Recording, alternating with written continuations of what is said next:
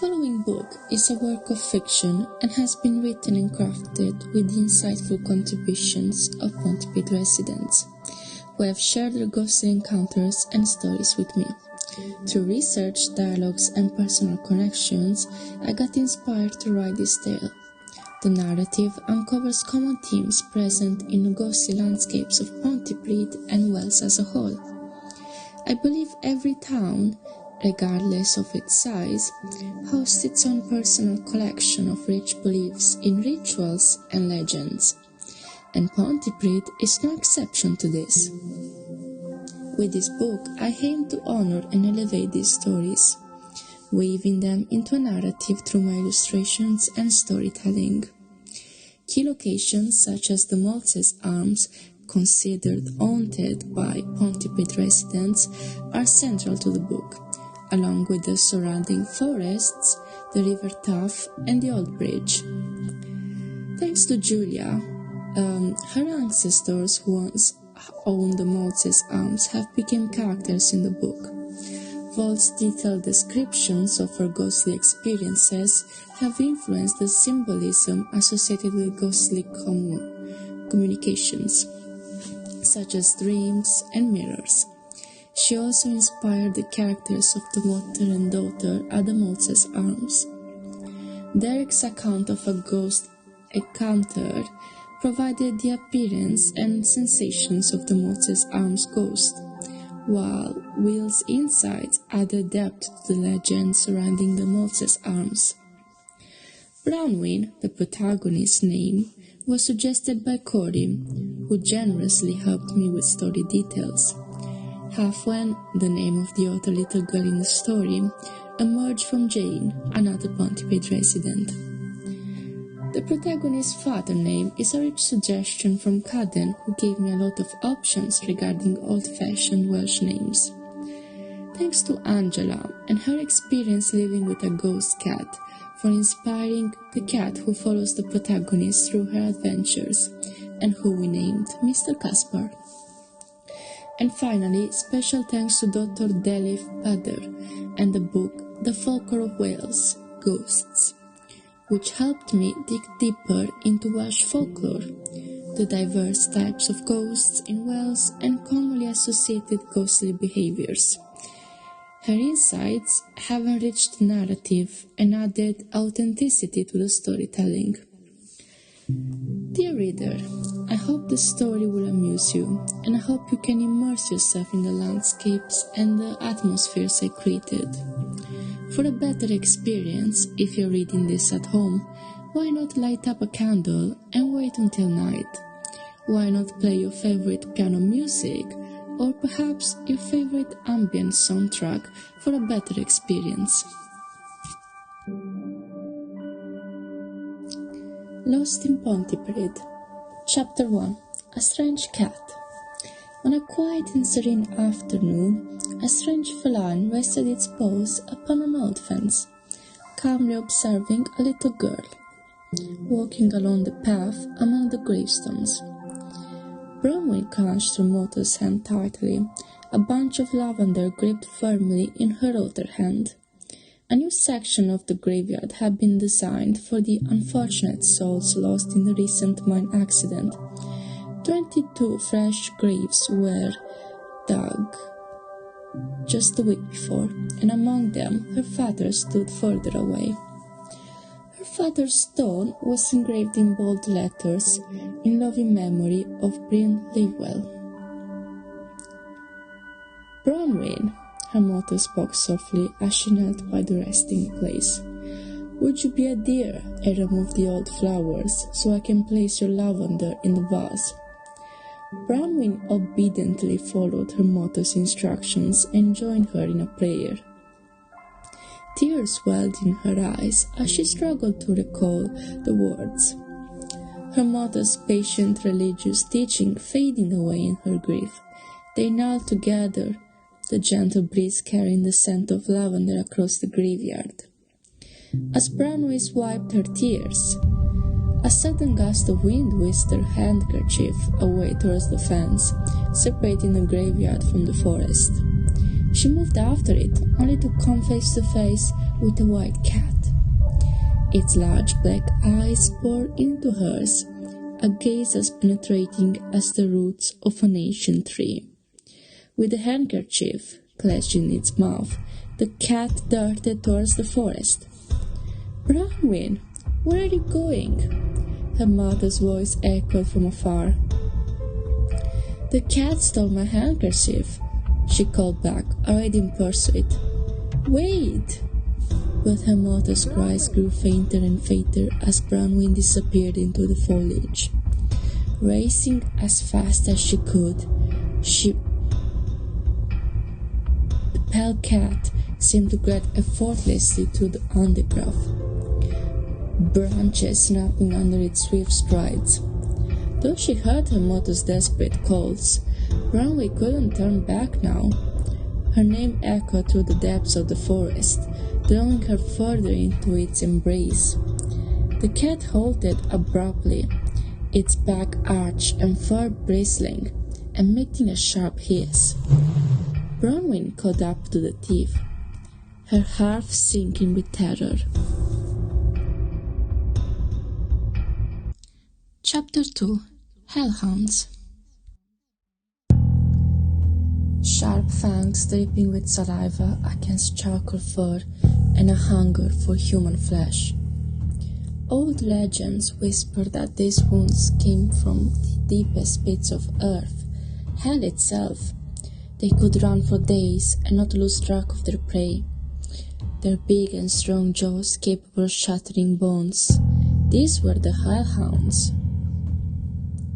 Bronwyn fled for her life at the sight of the terrifying fangs. The white cat leading the way once again, dodging left and right, avoiding boulders and jumping branches. This was a race of life and death, as death minions were chasing after her. She could hear them growling, barking, getting closer. She was scared, her heart almost bursting from her chest. The cat took a sharp turn, and the girl could see one of the hounds on the corner of her eyes, ready to snap at her. The hound took a hold of her black dress, tearing apart a piece as she fell, rolling over the den. Panting, hurting, and bleeding, she looked up to see 3 black dogs, drooling as they approached. The cat jumped from a nearby rock, in between the girl and the hellhounds, ready to defend Bronwyn. It started hissing and violently jabbing at the enemy with its claws. A green smile formed over one of the hounds as the other two growled and barked, hungry and thirsty for blood. Then, as sudden as they had attacked, the hounds halted. The growling ceased, replaced by whining, as they retreated into the shadows of the forest, vanishing from sight. Confused, Bronwyn looked around, only to find a mysterious figure standing behind her. What appeared to look like an old man was now reaching a hand to the poor girl.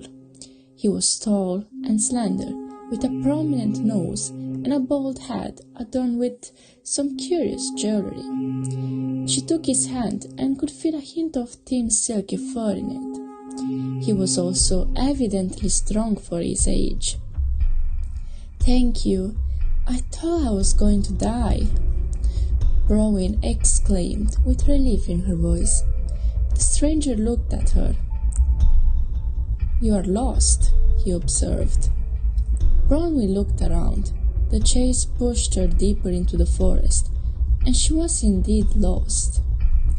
Her heart was beating, fast in fear. "Can you help me?" Bronwyn asked, alarmed. "I need to find my mom." She could feel tears sliding down her cheeks. "Follow the river," the old man said, pointing down towards the den.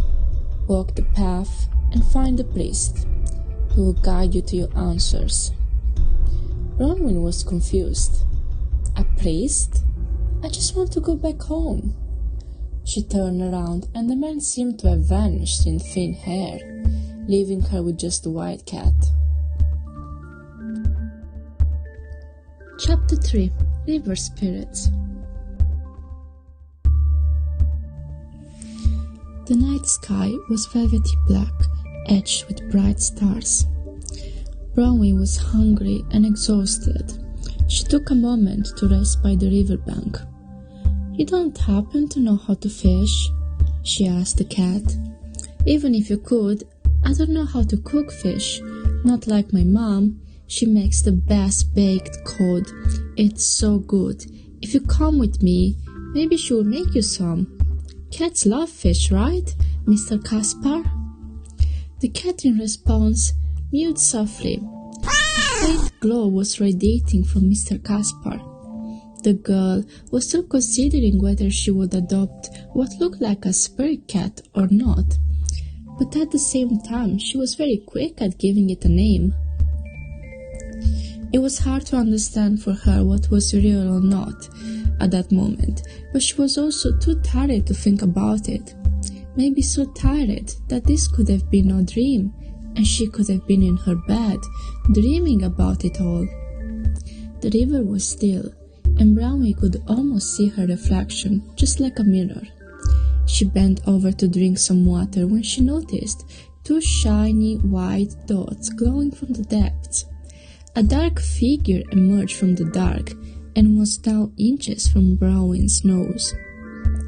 "I'm sorry, I didn't mean to disturb your sleep. I was just trying to—" "What is a little girl like you doing all alone in the dead of the night?" The creature's voice was soft and almost hypnotizing. This is what Brownie thought mermaids could sound. The cat was now disturbed by the strange figure.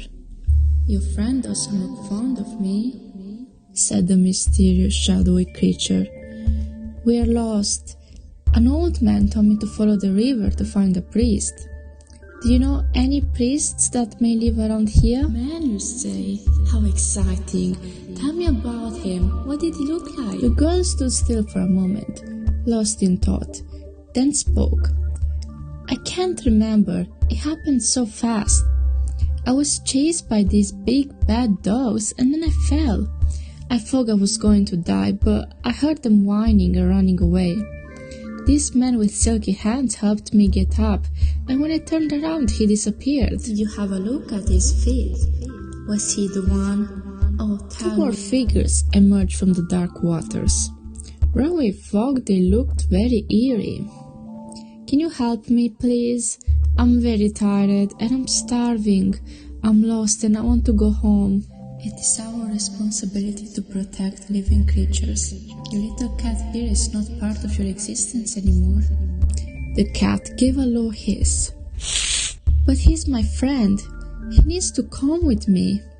"We will help you cross the river, but your friend must stay here." "But he's a cat. Please, he's the only one I have left." "If that's so, then you must sacrifice a piece of yourself," said one of the figures, while pointing at her necklace. Brownie looked down and took a hold of the jewelry. Inside there was a family picture of her parents and herself. It was a gift from her father, made from a piece of silver he had found while mining. The silver itself was worth a full month of arduous work in the mines. This was the only picture she had of her father, and she wasn't ready to give it away. "Please, there must be something else." She was now tearing up. "Your friend will stay here, so you can continue your journey home. Now join us in the water." The girl swept away the tears and was looking at Mr. Caspar. She couldn't let him go just yet, but she couldn't give away the pendant. She looked at the white cat, which was radiating a faint hope for her. "Here." Bronwyn handed her pendant to the dark figures. "I want him to come with me." "It shall be done."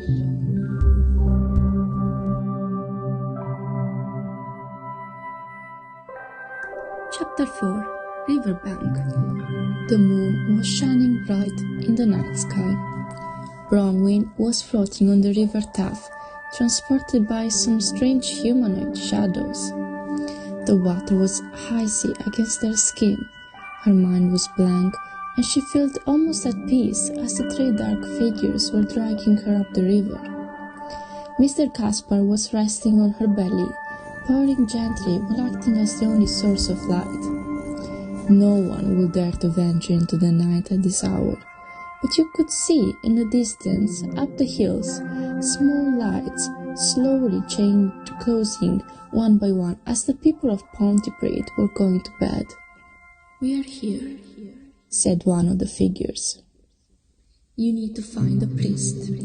The girl was slowly grasping the damp grass, trying to push herself to dry land. She felt weakened. Her clothes were soaking wet, and she was freezing, cold and hungry. Bronwyn turned to thank the three strangers, but they vanished in the deep, dark waters. She tried to find some warmth by hugging Mr. Casper, but he was as cold as a corpse. He gave her a lick on the cheek, and she released him. Bronwyn tried her best to climb the riverbank, but she was exhausted. She sat there, cold, her breath forming misty clouds in the frigid air.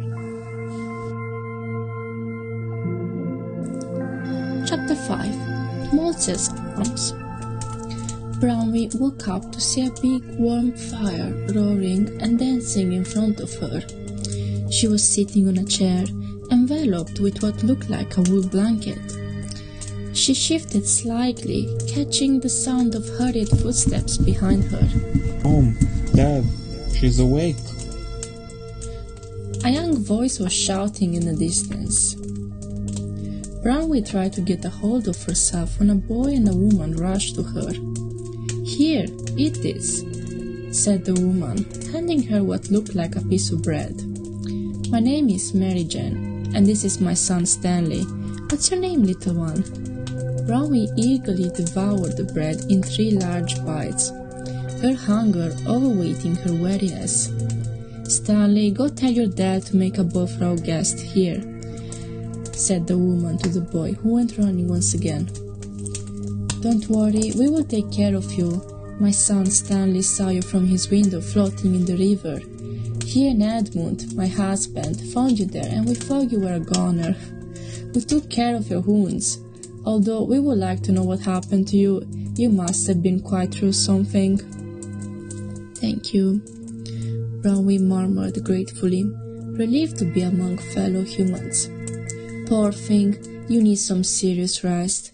We're full for the night, but I can make you a bed in the basement, as long as you don't steal our wine," said the lady, laughing, trying to cheer up the little girl. Bronwyn was too drained to even speak. The boy, Stanley, came back with a bowl of what smelled like cow. She made quick work of that as well. It tasted absolutely delicious, just as good as her mom's.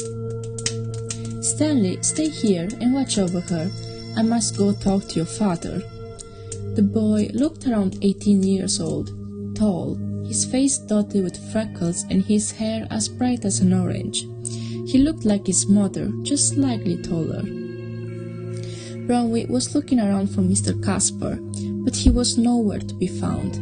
She looked at the boy, and with some effort she asked, "Where is my cat?"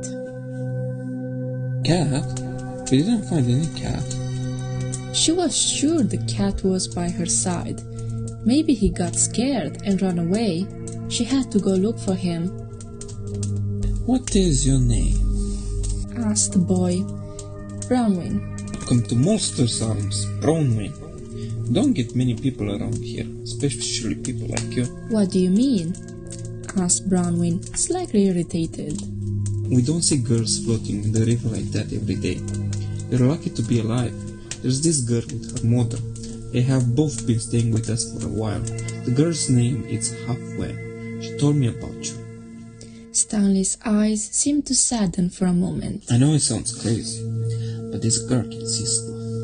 Spirits and sometimes the future even. Don't tell my parents, but I believe there might be a ghost around here.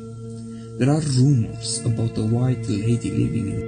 Bronwyn was speechless. She couldn't believe there could be things such as ghosts. "Because of that," continued Stanley, "we'll avoid this place. Father doesn't believe in such things, but ever since he bought the business, strange things have been happening." The boy stopped talking when a man joined the room. He was strong-looking and well-built, with short hair and a thick mustache. "Son, Go close the front door. We are done for the day. Then he turned towards Bronwyn and said, My wife made you a bed downstairs in one of the storage rooms. It's not a lot, but it should be comfortable for the He night. helped the girl get up and escorted her down to the wine cellar. There, he guided her to a petite room with a small window and a made-up bed from hay and covered with 2 fixed blankets and several pillows. The room was cold, but the bed looked warm and comfortable. In the morning, we can talk more, but for now, get some rest, said the man, closing the door on his way out. Bronwyn settled inside the blankets, and, looking out the window, she could see the shining moon. But Bronwyn noticed that the moon had a peculiar movement. Upon closer inspection, she realized the light was not emanating from the sky, but from a nearby branch. There, perched in the tree, was Mr. Casper, with his gaze fixed intensively on something, or someone, below. With a silent wave, Bronwyn beckoned her feline friend, who descended from the tree to join her. Together, they sought embrace in the silence of the sleep, finding comfort in each other's presence amidst the mysteries of the Maltese arms.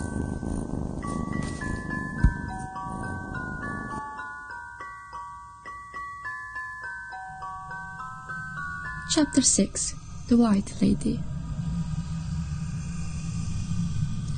There was nothing but darkness enveloping Bronwyn. Whispers echoed all around her. Struggling to see, she felt immobilized, unable to move or escape. The whispers grew louder, closer. A glowing white dot appeared before her, its movements rhythmic and hypnotic like a pendulum swinging. The wind was howling behind her.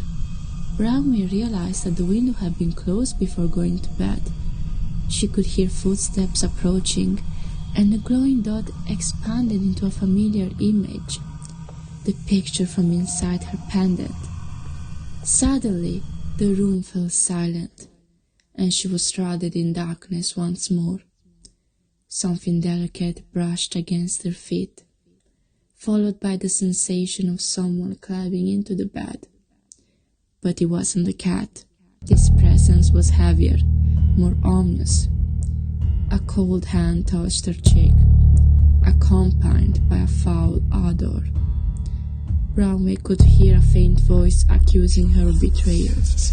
She opened her eyes to see what looked like a spectral woman. Thin and pale, the ghost was wearing a nightgown that glowed eerily in the darkness and was lolling on top of her. The woman lunged, her slender hands closing around Bronwyn's neck. Desperately fighting for air, Bronwyn kicked and punched, but the woman's grip only tightened. Bronwyn woke up, breathing heavily and sweating. By the side of the bed there was Mary Jane standing with fresh clothes in her hands. "Are you all right, my dear?" Bronwyn realized he was there already. The shine of the sun was filling the room, brightening it up. "I came to see how you are doing. You were twisting and turning," said Mary Jane, concerned. "I had a nightmare. There was this white lady, and she was trying to kill me." The woman was in disbelief. Mary Jane and her husband were good Christians and didn't believe in ghosts and spirits. But looking at the girl's face, she could see terror and fear in her eyes. "I got you some fresh clothes. Get changed and wash your face. I'll get you something to eat and we can talk after." Alone once again, Bronwyn succumbed to tears, the weight of her ordeal passing heavily upon her.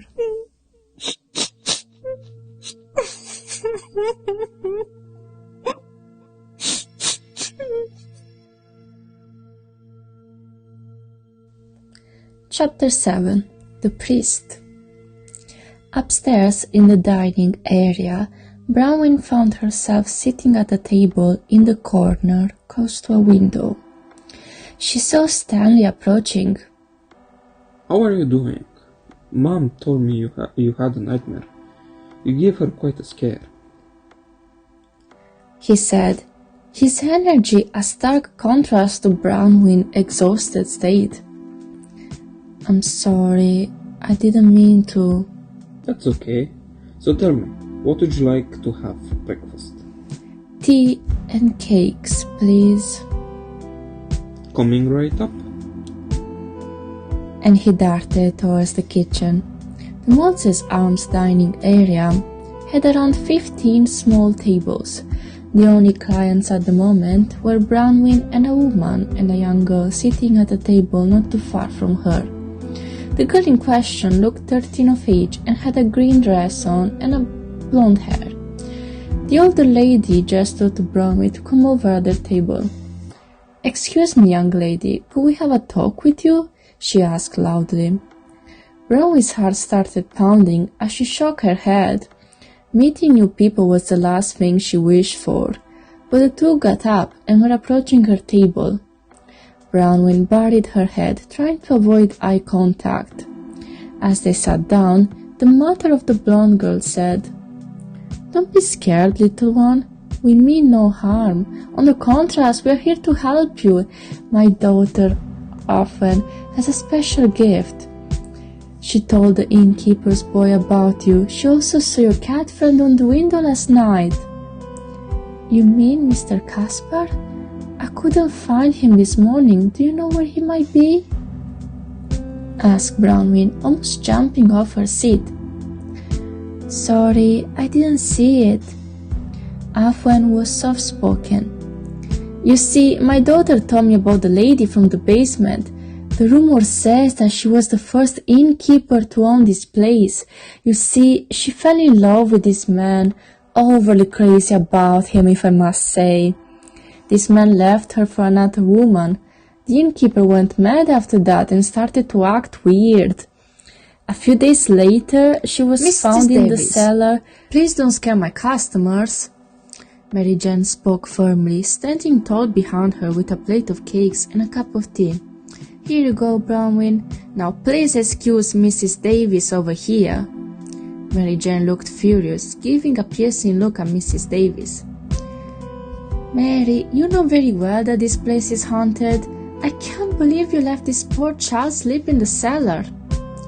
"Well, if you don't wish to be kicked out, I suggest to keep your mouth shut and your voice to a minimum. The business isn't going well, as you know, and I can't have the only customers leave because of your stories." "You stubborn woman, when will you learn?" Mary Jane left the table and Mrs. Davis followed, blubbering about something. "I'm sorry for Mom. They don't get along very well." "Nice to meet you. I'm Ofwen. I really like your dress." "Thank you. Mary gave it to me. I'm Bronwyn, by the way." "Are you lost?"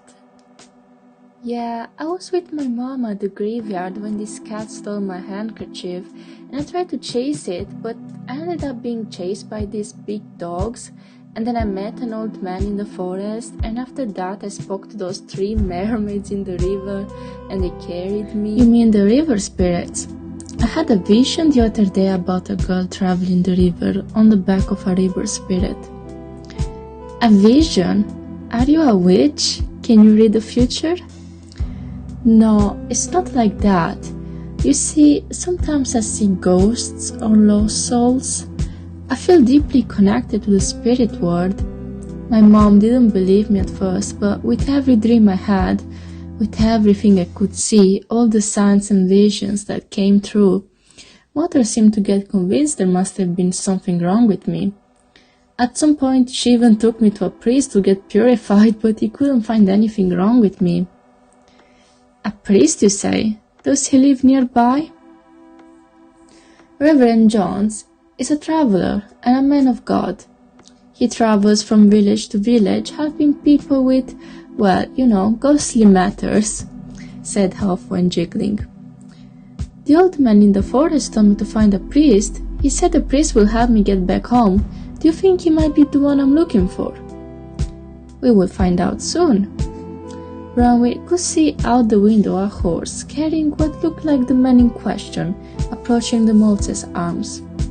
The mysterious man was wearing a black robe with a belt around his waist. He looked tall and thin with prominent cheekbones, short hair and thick eyebrows. The priest looked more like a grim reaper than a man of God, and this made Bronwyn feel uneasy. As the inn door opened, a dead silence fell over the room. The priest approached the counter, ringing the bell. Well, if it isn't Mr. Jones himself, how can I help you? The priest paid Stanley for a meal and sat down, 2 tables away from Bronwyn. He carried with him a brown leather bag from which he took out a hardcover book. Flipping through the pages, he removed a beautiful rosary and began to study. Bronwyn observed cautiously every moment. "You don't need to fear his appearance," Halfwyn whispered to her. "He can make your skin crawl, but trust me, he's a good man." "Can you help me? I don't think I can talk with him." Halfwyn got up and reached for Bronwyn's head, who hesitated for a moment. Heart pounding with fear and urgency, Bronwyn took a deep breath and followed Halfwyn to the reverend's table. "Excuse me, Mr. Jones, we need your help," Halfwyn spoke, giving Bronwyn a gentle hand squeeze. The priest raised his hand and looked at the 2 girls. "There is something bad in the cellar. It tried to hurt me last night," Bronwyn said, her voice trembling slightly. The priest's brow furrowed. What do you mean with that? Bronwyn explained her nightmare from last night, the ferocious encounter with a lady in white. The Reverend listened to her story attentively. I see. Sounds like there is indeed something amiss here. Well then, I guess I got work to do. With that, Reverend John stood tall from his chair and, grabbing his book, he went to find Edmund, ordering him to gather all the mirrors and to follow him downstairs. Why? What does a mirror have to do with all of this? Mirrors are gateway to the other world. We need to trap the ghost. Edmund didn't fail to protest the Reverend orders, but was soon convinced by his wife and son to collaborate. While the priest led the way, Edmund, Stanley, Halfwyn, Bronwyn, Mrs. Davis, and Mary Jane each carried a mirror down the stairs. Bronwyn followed Reverend John anxiously as they made their way downstairs in the cellar. The air grew colder as they descended the creaky staircase. The dim light of the lantern flickered, casting eerie shadows on the walls. The Reverend held up his rosary and proceeded with caution. I need everyone to leave the room. We're dealing with a poltergeist. It will do serious harm to anyone that is not prepared. With that said, after placing the mirrors, everyone left the room. Mr. Edmund decided to lock the door, his skepticism leaving him as he trembled while turning the key. Bronwyn waited on the stairs, casually chattering with Halfwyn to distract herself. They waited for what seemed like hours, a time Bronwyn could hear like a wind flowing from inside the cellar. She was almost asleep when a sudden loud knock gave her a scare. Come on, Edmund. Open the door. It's me, Jones. How do I know it's you? Said Edmund, with agitation in his voice. Well, Edmund, I have no way to prove it. You just have to trust me. Don't worry. The poltergeist is secured. Edmund hesitantly reached for his key, opening the door and retreating right away. Bronwyn observed as Jones emerged slowly from the dark and spectral cellar, holding a glowing jar in his hand.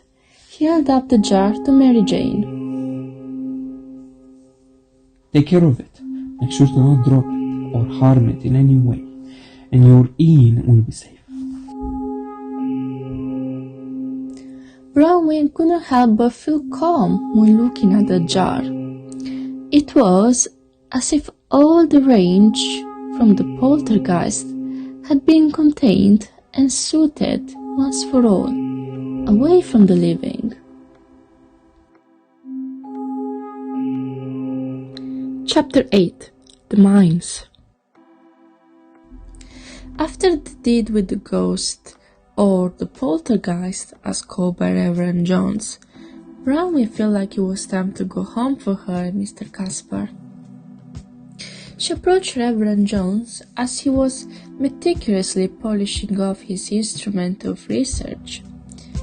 "Reverend, I need your help to get home," she said, her voice tinged with desperation. The Reverend settled his book and rosary in his leather suitcase. "Let me pack up and prepare the horse. I'll be getting you home. Make sure to not venture in the woods again next time. I take care of ghosts, not children." Bronwyn nodded, relieved to have somebody to rely on. She couldn't wait to see her mother again. Bronwyn gave her farewells to the Moses Arms owners, and she got a glimpse of Halfwen before leaving, so she ran towards the girl, giving her a big hug. "Let's meet again, without dangerous ghosts nearby, maybe." Halfwen smiled at that and hugged her back. "It's time to go!" shouted Jones from his horse. Bronwyn gave a last goodbye to everyone before joining the Reverend. Together, they set out from the Moses Arms, and as Bronwyn looked back from across the river, she saw Mr. Caspar emerging from a bush. The priest looked over the cat and said nothing, as the girl hugged Mr. Caspar, who in the meantime climbed on top. They soon reached a three-way intersection. Reverend John paused his horse. "Bronwyn," he began, thoughtful. "your village lies to the right. I need to go left to investigate an evil presence in the mines. It is unfortunately an urgent matter." Bronwyn's heart sank at the thought of parting ways with the priest, her newfound companion in this strange journey. Without any hesitation, she made a split-second decision. "I'll come with you," she declared, determination shining in her eyes. "Bronwyn, I understand you desire to come with me, but the mine is no place for a young girl like you. There is something there far worse than the White Lady." "But Reverend, I can't just sit by while there's a threat to our town. And besides, I want to see my father again. I know he's in there somewhere." Reverend Jones was almost exasperated. He knew grief very well. Too many clients of his struggled to let go of ghosts, of cherished ones. It was part of his job to take care of the living as much as the ghosts he studied. "I appreciate your bravery, Bronwyn. This is no task for someone as young as you. It is my responsibility to deal with this demon, and I cannot risk your safety." Jones spoke firmly. "Please, Reverend, hear me out. I may not have your experience, but I have a connection to the spirit world," she argued, pointing at Mr. Caspar. "Your connection is indeed remarkable, but it's also untested." "Please, Reverend, let me come with you. I promise I'll be careful." The Reverend sighed. He really needed to sort the matter out and couldn't waste time fighting with some child. "Very well then, but you must stay close and listen to me carefully." With that said, after reaching the desired destination, a groovy-looking entrance stood before them, and Reverend Jones led the way into the dark depths of the mine, their footsteps echoing off the damp walls. As they ventured deeper, they stumbled upon a grim sight. A few dead doves laid across the ground. Reverend Jones explained to Bronwyn some rumors about an evil demon that lurked within the mine, causing accidents, wall fractures, and panic among workers. Bronwyn's mind went to the most recent mining accident. Could this be the same demon of that tragedy? Suddenly, their torch flickered and went out, plunging them into darkness. Panic threatened to engulf Bronwyn, but she felt the comforting presence of Mr. Caspar's glowing aura beside her, guiding her through the labyrinthine tunnels. In the chaos of the darkness, Bronwyn and the priest were separated. Alone with Mr. Caspar, the little girl stumbled surprisingly upon her lost pendant on the ground. Right there, in the dim glow of the jewel, she saw the shimmering form of her father's spirit. Tears welled up in Bronwyn's eyes as her father's gentle voice filled the air. "Father, I missed you so much." Bronwyn, what are you doing here? This place is dangerous. "I needed to see you again, Father. Me and Mother miss you so terribly." Bronwyn tried to touch the faint spirit of her father, but she couldn't seem to feel his skin. His form was faint. Unlike Mr. Caspar, her father's ghost was barely there. Bronwyn dear, admire your bravery. You have always been a courageous child, but I cannot bear to see you put yourself in harm's way. You need to leave this place and never come back. "But Dad, I can't leave you here alone. I want to help you find peace, to make things right." It's too late for me, Bronwyn. My time has passed and I'm trapped in this eternal world. Do you still have a chance at the future? A life beyond the stars, Mom? "I can't just abandon you, Dad. You're my father, and I love you." I love you too, Bronwyn. But you need to think about your own safety. Promise me you leave this place and never return. I promise that, but I'll never forget you, and I'll always cherish the memories we shared together. Now go before it's too late. And remember, I will always be watching over you, wherever you go. Comforting her with words of love, and with his help, she navigated the treacherous tunnels. His presence was a beacon of hope in the darkness. Just as she was about to exit the mine, her father's spirit faded away, leaving her alone once more. "Goodbye, Dad. I'll never forget you." Reverend Jones was waiting for her outside, a solemn expression on his face. I have made the holy seal. He explained, holding up a small object. It should weaken the demon's power. The priest took out a box of matches and lit one end of the small object. He threw the stick, sparkling with small flames, far into the mine entrance, and told the girl to back away from it. A loud explosion was heard, and the entrance collapsed, trapping everything inside. The seal will weaken the demon, and with the exit closed, Pontypridd can sleep peacefully. Bronwyn and Reverend Jones found themselves once again at the crossroads. This is where we must part our way. I must return to the inn and put my research together. And you must return to your mother. Take care of yourself, little one.